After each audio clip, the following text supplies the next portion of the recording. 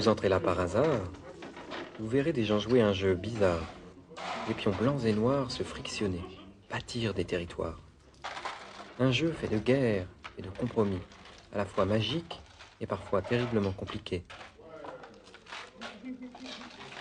Encore plein d'émotions, les joueurs affirment retrouver dans une partie la plupart des situations de la vie. On appelle ça le Go.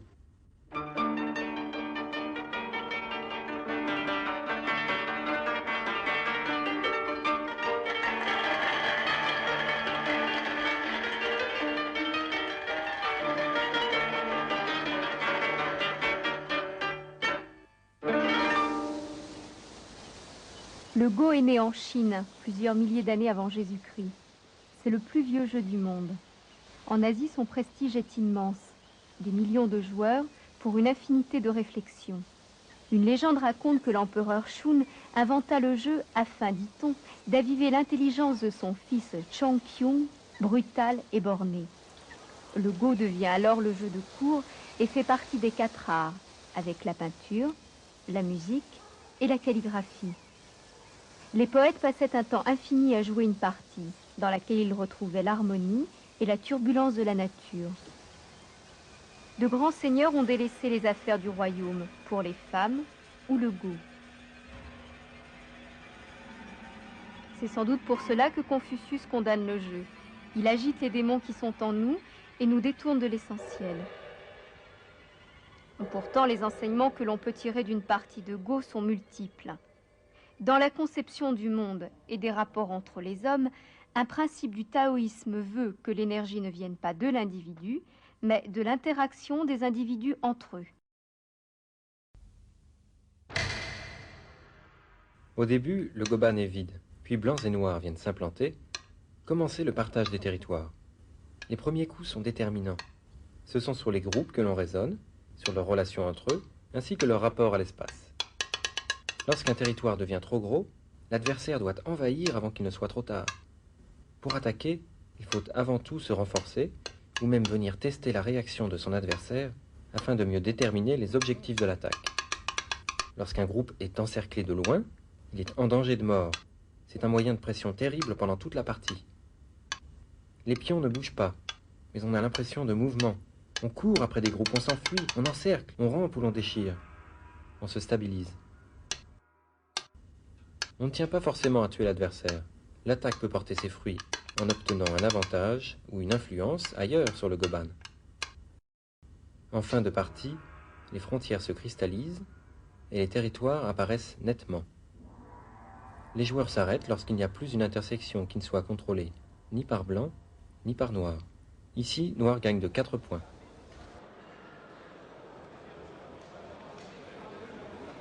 Au début, quand j'ai commencé à jouer, j'ai beaucoup rêvé du Go. C'est-à-dire, il y a des situations qui apparaissent dans le jeu que je retrouvais dans la vie de tous les jours. On voit des séquences, des tas de pierres qui se promènent. Ça ressemble même plus forcément beaucoup à du Go. C'est très, très fréquent d'avoir vraiment des petites pierres qui se posent dans la tête, on les voit presque. En fait, je suis complètement fasciné par le jeu. Et j'ai toujours envie de jouer sans cesse.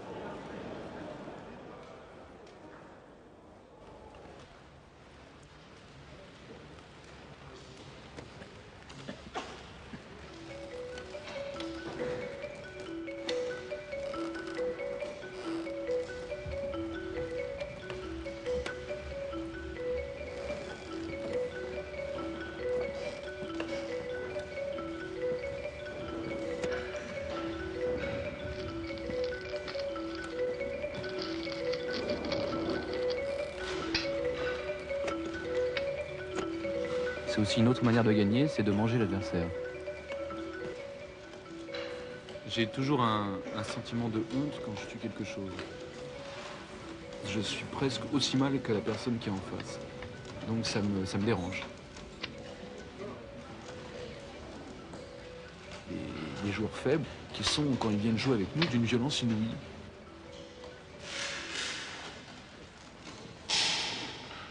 Qui sont prêts à tout sacrifier, à se faire pratiquement un harakiri sur le global. Le gros problème au Go, c'est d'arriver à se dépasser. C'est d'arriver à sans cesse trouver de nouveaux concepts, de nouvelles idées pour progresser. Et ça, c'est une recherche permanente. Quand Maître Lim est venu en France, il nous a beaucoup apporté. Il abordait les problèmes dans une vision globale des choses. Au Go, on établit des formes de raisonnement qui s'inspirent de l'esthétique sur des notions de bonne forme, de jolie forme. Et au Go, la pensée reste en pleine évolution.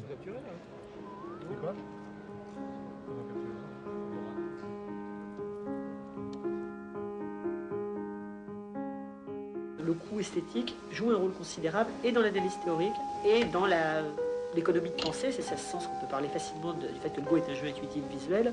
On trouve le bon coup sans trop réfléchir et en se laissant guider par le sens de l'harmonie sur l'ensemble du jeu. Il y a tellement de combinaisons dans le jeu qu'il est impossible de tout calculer. Aucun homme, aucune machine. Au Go, les formes naissent du conflit.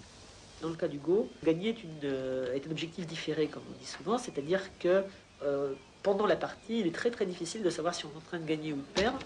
Ce qui est facile à savoir, c'est si on est en train de respecter le jeu ou pas, c'est-à-dire si l'équilibre, qui est la notion principale, est maintenu.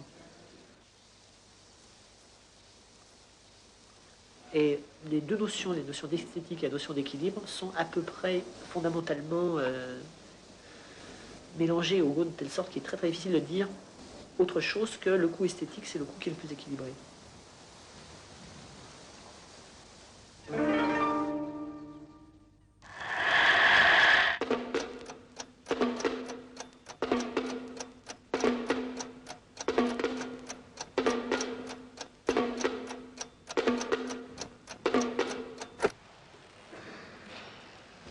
Je peux passer 10 minutes, une demi-heure, 1 heure sur un coup et le jouer sans être atteint de rien. L'attention et les émotions sont telles que l'on est pas mal entraîné par toute une dynamique. Il faut se fier à l'intuition, ça c'est certain, mais il faut sans cesse la guider. Se méfier des sentiments comme la confusion, la jalousie, la peur, la violence qui viennent troubler la décision. Il y a des moments critiques où on est vraiment tenu par un instinct de survie.